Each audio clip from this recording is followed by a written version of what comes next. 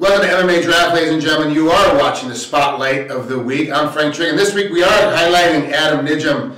Yes, you've heard that last name before, his brother Ramsey, who is actually a close friend of his as well, from what Adam is telling me, fights in the UFC at 155. Adam, is that true? You and your brother are actually friends?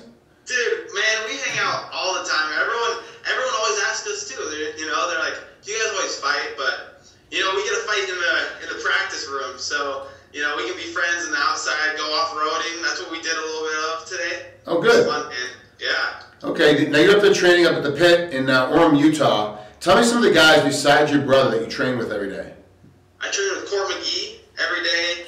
Steven Seiler, he's 3-1 now in the UFC, so he's doing good. Then we got Brock Jardine, who fought Rick Story, and then also Kenny Robertson, and then we got Rad Martinez, who fights for Bellator, and Josh Berkman, who just won in the World Series of Fighting. Yeah, he's knocked out Aaron Simpson. He had TKO'd Aaron Simpson. Yeah, well, that's a pretty good room. That room's kind of salty. Yeah, dude, it's intense to be just a young buck in there. I take a beating sometimes, but it's good for me. You have a 2-0 amateur boxing record as well as a 1-0 amateur MMA record. Are you going to keep doing both at the same time? Are you going to try to focus more on MMA or keep moving towards the boxing road? I'm going to do more. I'm going to just do as much amateur competition that I can.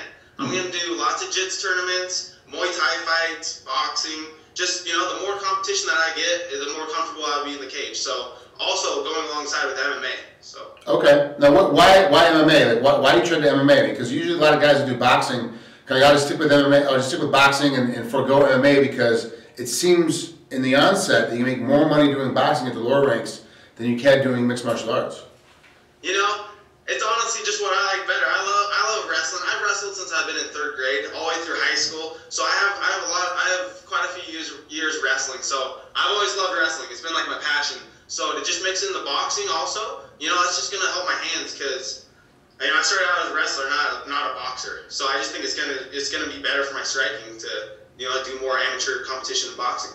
Now, I know you and your brother are friends, but do you feel that pressure from him because he's so successful in the UFC and you're trying to follow his footsteps, so to speak?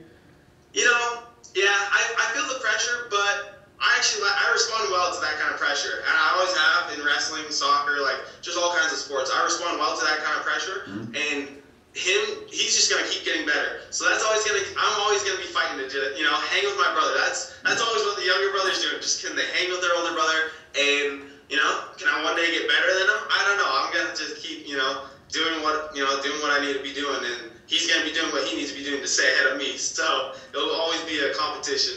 That's good. It's actually it'll make both of you get better at the same time. Exactly. Are you still in school? I'm actually taking this semester off.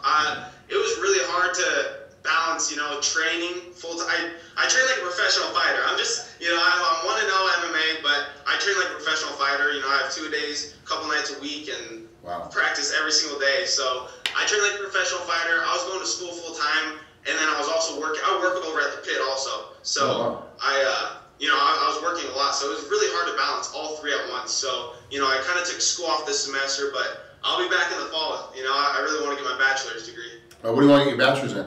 In business. Okay. And what do you do at the pit, work-wise? So in the mornings, actually, I go in, I clean up the pit, so I do a little bit of the dirty work, and then later at night, I'm the sales rep there, so I sell memberships because the pit, it's not just an MMA gym. We have CrossFit, yoga, Pilates, and all that, so I'm able to sell it to, just anyone that comes walking through the door. From a MMA standpoint, what do you think you have to train the hardest to make the next step up, to go from amateur into the pro level?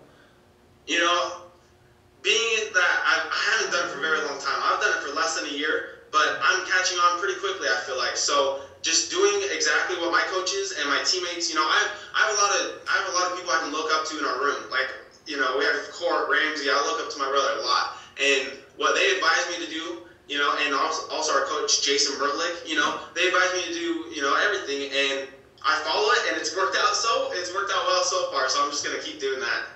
Well, thanks for coming out here to the MMA Draft and being the spotlight of the week for us. I really appreciate that. Ladies and gentlemen, that's Adam Nijem. You're going to be able to see him. I have a feeling you're going to see him a lot of high-level amateur stuff here before too long. And then I think about a year or 2, maybe 3, you'll see him start breaking into the pro ranks after he gets his bachelor in business. You know it, man. It's, work hard first and I can play later. Beautiful. Thanks for coming out, Adam. We'll talk to you soon.